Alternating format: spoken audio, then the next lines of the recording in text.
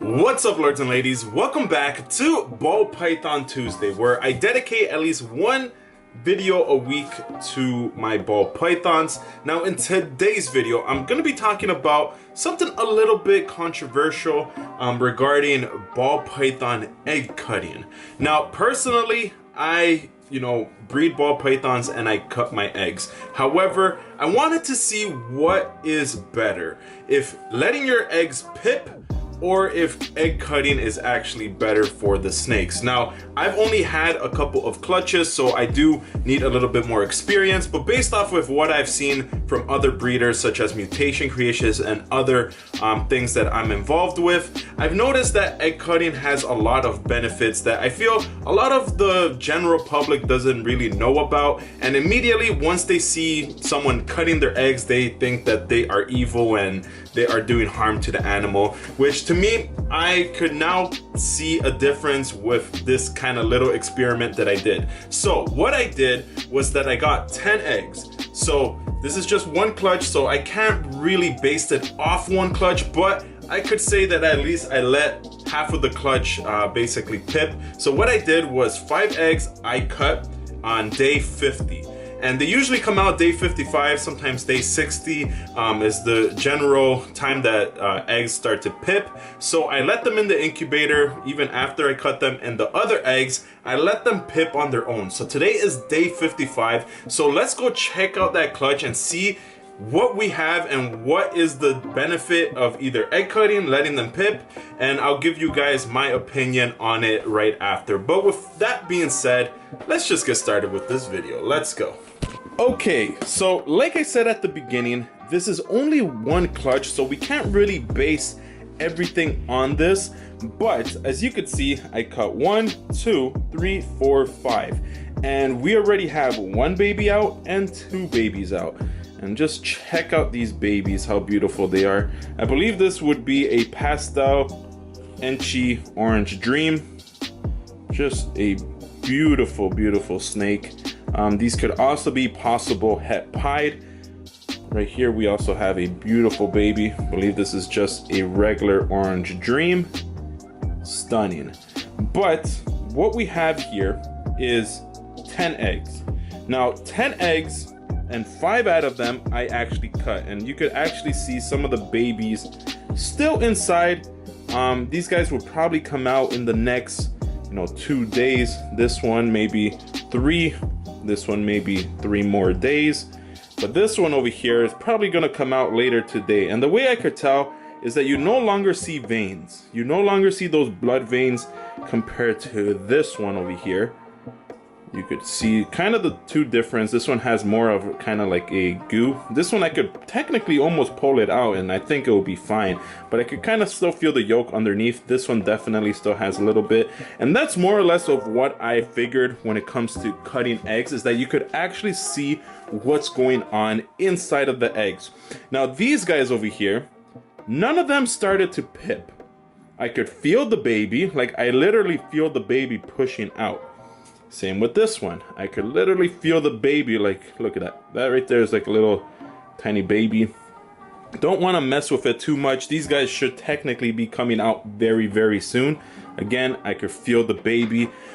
Now, this is what I've noticed between basically letting them pip and egg cutting, is that 2 of the babies already came out. So these guys will be eventually shedding, and then they'll be eating food.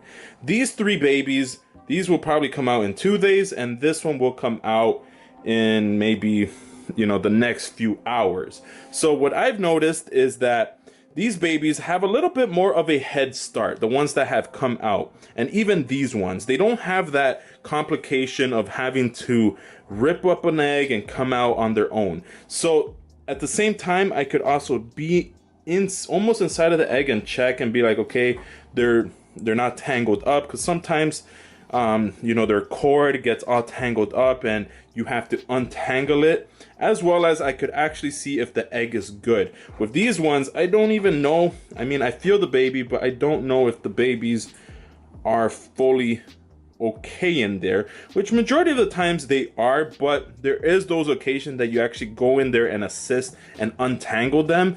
I've seen it multiple times, believe it or not. You could more or less see the cord that I'm kind of talking about right about there, that's like being attached.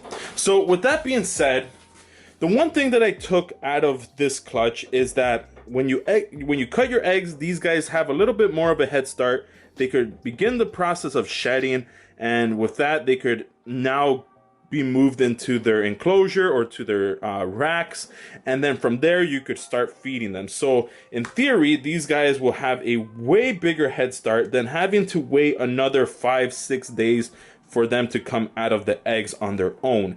And at the same time, sometimes babies are born a little bit weaker than others, so they might not even have the strength to come out of the eggs on their own. And yeah, in the wild, that's the natural thing to do. But of course, for me, why would I want a baby to die when I could literally take it out and help it come out of the egg? At the same time, you do really want your eggs, when you're egg cutting, to be dimpled down, and as well as you want to be able to feel the baby. You know, a lot of people may cut early, and if you're not experienced with cutting your eggs early, and you can still feel a lot of fluid inside, because these guys are pretty much dried up. They're gonna come out like literally today. You know, today's day 55, so technically today, tomorrow, next couple of days, they should all be out. But if you are cutting your clutch, let's say day 50 or even day 45, some might even cut. What you really want to make sure is that you at least feel the baby, because what could end up happening is, as you can see, even the clutch that I cut, this one's not so bad, but you could see mold sort of forming. And like I said, this is not so bad. Sometimes you get a whole bunch of mold, like Mutation Creation and Austin and the guys and Billy there, we call it mold gold, because usually the babies in that clutch are always the best. But with that being said, sometimes that mold could actually go inside of your egg and all the fluid and start developing more and just even kill the baby. So sometimes even cutting eggs could be bad.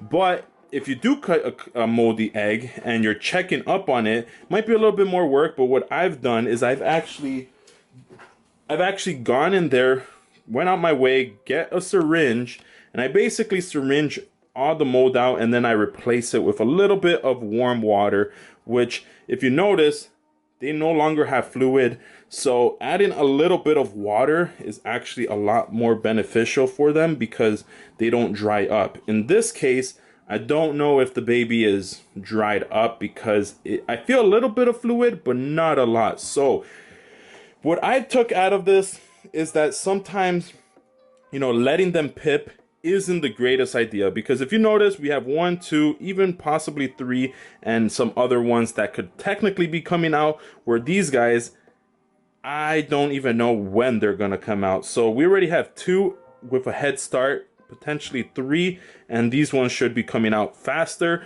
compared to these ones. I haven't seen any of them pip, and I don't know if any of them will pip, because they still have to basically fight through the thick, you know, layer of the egg. And with that being said, that alone could actually be a lot more work for the baby to do, and it might not be strong enough, because sometimes babies have little tiny baby teeth like right at the front. They lose it when they basically use it, or, you know, once they get a little bit bigger, you no longer see it, but they basically use that to break open the egg. And if you notice, this one still has a little bit of the cord, but that is perfectly fine. It's gonna absorb that, or that will fall off. Don't go in there and cut it. Trust me. Don't cut it.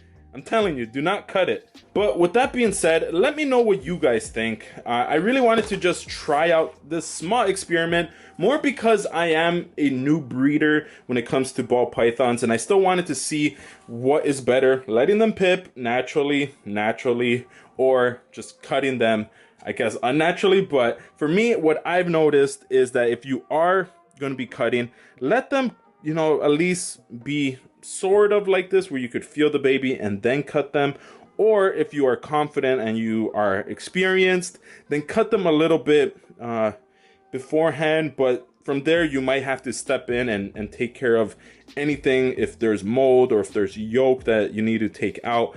But I really just wanted to try this out more because, you know, there's people out there who say egg cutting is the worst thing that you could possibly do. And for me, I use scissors more because, you know, if you notice, this is a very small incision, and I just basically roll out the very tiny flap right here, and then I cut it.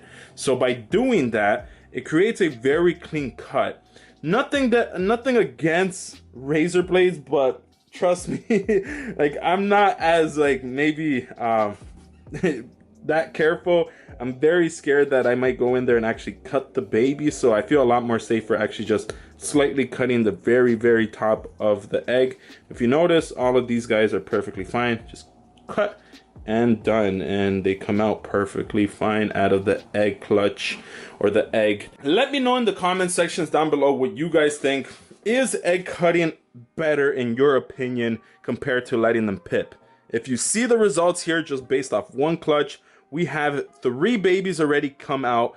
They're gonna shed, and they are going to be eating probably a lot faster than these ones, but I'm definitely going to do a part 2, and I'm most likely going to interfere and actually cut these guys because they're ready to come out, and I really don't see any type of movement, and I really would hate for these guys to dry up and have no fluid in there, get stuck, and then die. So for me, what I've noticed is that some babies, they pip. Today's day 55, the end of the day, so these guys technically should have already pipped out.